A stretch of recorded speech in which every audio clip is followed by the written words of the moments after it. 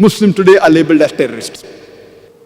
Many a times, two different labels are given for the same activity of that same individual. About 60, 70 years ago, before India got its freedom, the country where I come from, the Britishers were ruling India.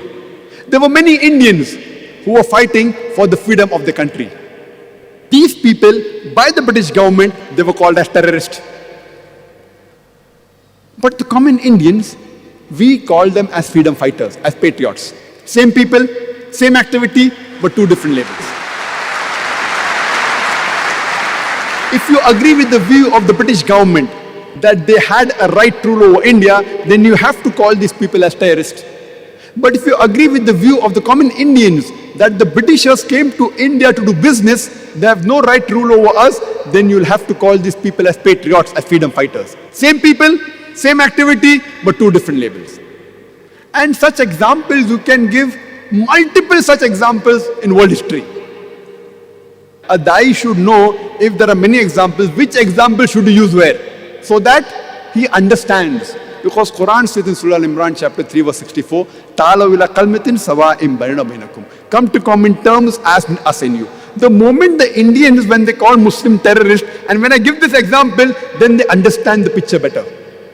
2 months back I was in UK, after the bomb blast, after 7th of July. There was supposed to be a grand conference. Tony Blair, Jack Straw was supposed to come. Last moment they didn't come. But the chief of police was there, the mayor was there.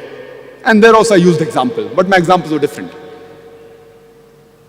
I said that in the 18th century, we know of the American Revolution. The Britishers were ruling America. There were many Americans who were fighting for the freedom. In 1776, they got the freedom. And top of the line were Benjamin Franklin, George Washington. They were called as terrorist number 1 by the British government. The person who was terrorist number 1, George Washington, later on, he becomes the president of USA. Imagine, terrorist number 1 becomes the president of USA. And he is an example for all the presidents to follow, including George Bush.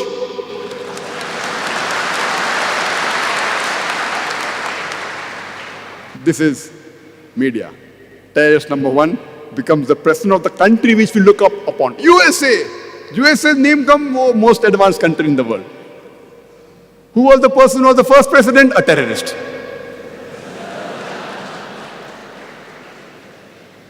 We have the example of Nelson Mandela. Before New South Africa was formed, South Africa was relieved from the white apartheid government. Nelson Mandela, by the white apartheid government, he was imprisoned for 25 years in Robben Islands. He was called as terrorist number 1. Later on, when South Africa gets its freedom from the white apartheid government, he is made the president of New South Africa. And later on, he gets the Nobel Prize for Peace.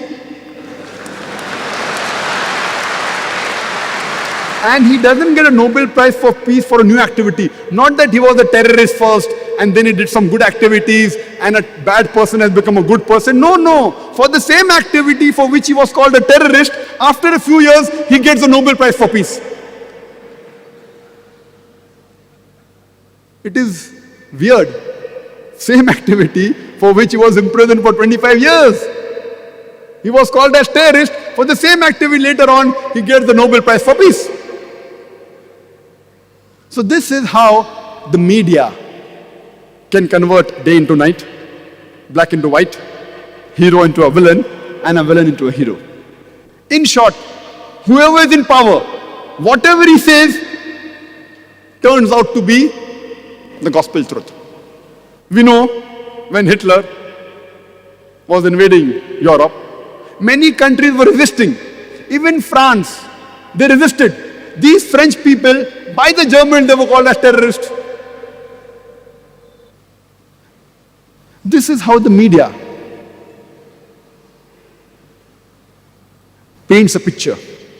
Unfortunately, we Muslims, unfortunately, we are way behind.